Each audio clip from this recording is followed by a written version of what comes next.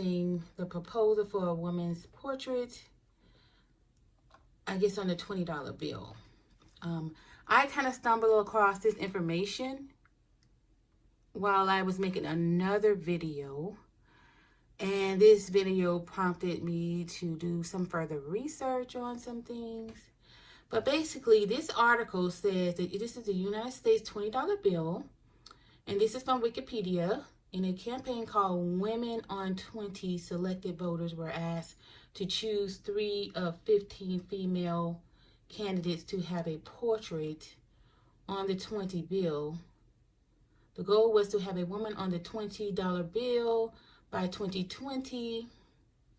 The centennial of the 19th Amendment, which gave women the right to vote. Among the candidates on the petition were Harriet Tubman, Eleanor Roosevelt, Rosa Parks, Velma Mankiller, the first female chief of the Cherokee Nation. And then on May 12th, it says that 2015, Tubman was announced as the winning candidate of that grassroots poll, with more than 600,000 people surveyed and more than 118,000 choosing Tubman, followed by Roosevelt, Parks, and then Mankiller. Will the redesign meet the 2020 deadline, yes or no? So let me comment that the primary reason we've looked at redesigning the currency is for counterfeiting issues. Based upon this, the $20 bill will now not come out till 2028. The $10 bill and the $50 bill will come out with new features beforehand.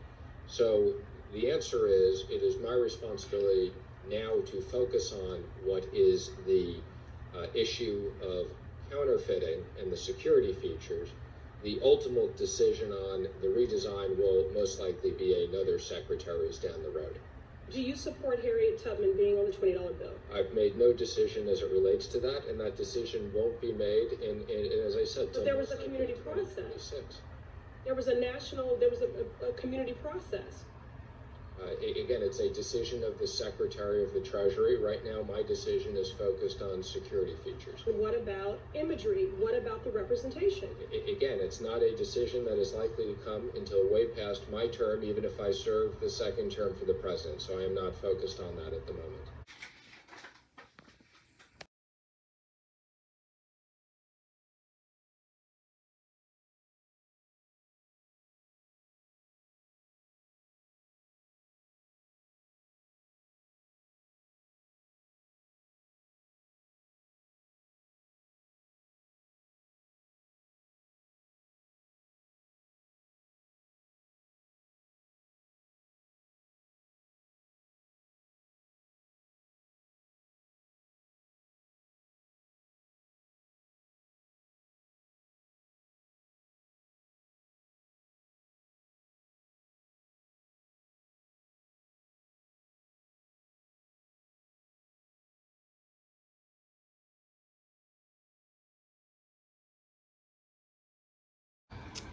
After much study and much of my research I was doing on that $20 bill and everything that was surrounding that $20 bill, and on the front it had some subliminal message on the front, and there's a subliminal message that was on the back of that bill, which led me to researching about Mrs. Harriet Tubman, who, it had been promised for some time now. She won the competition, or whatever you want to call it, of being elected as the person that they were going to put on back of the $20 bill. And so this is the information I had before. But as I was thinking about it, I'm like, it seems as though she's not going to be put on a $20 bill, not the way that we think she would have been put on there.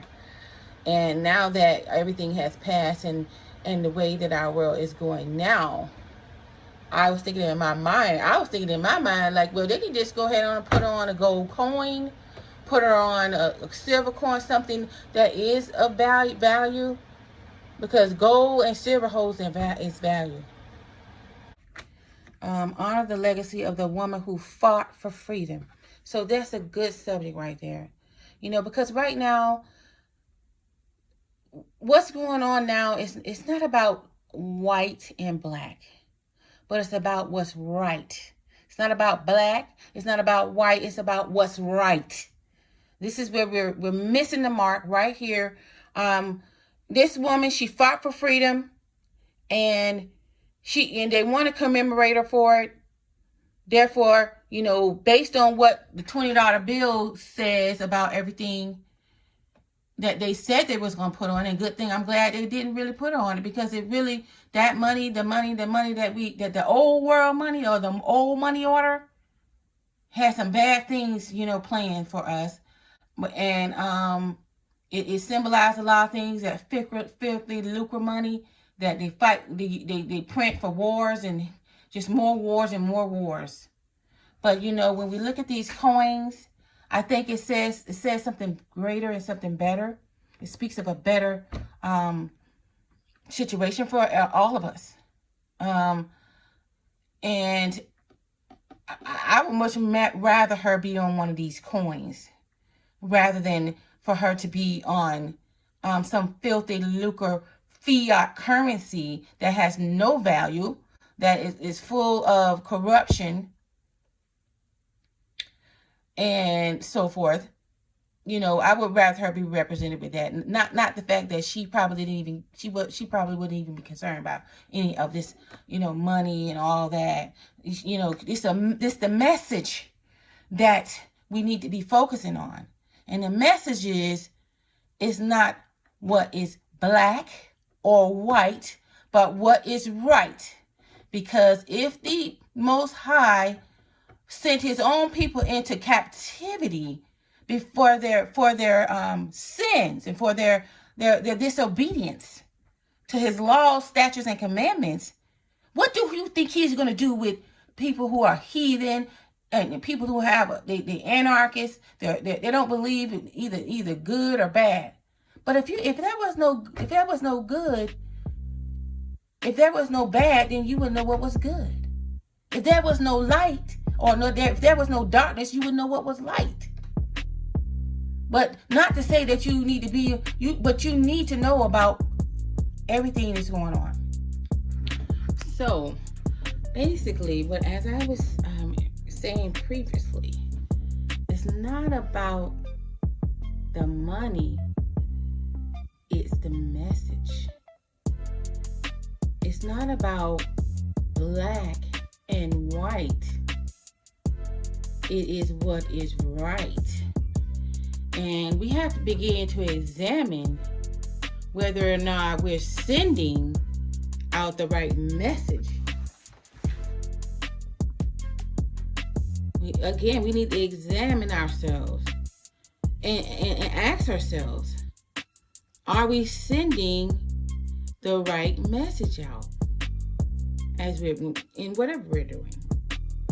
And everybody needs to do a soul search. Everybody needs to do a self-examination of themselves. You need to do it, because sometimes you may find that you may not be sending the right message, and sometimes you might have to re-examine yourself to see if you are really who you say you are. Because by the time you look at your whole, conversation, it might be saying something else about you.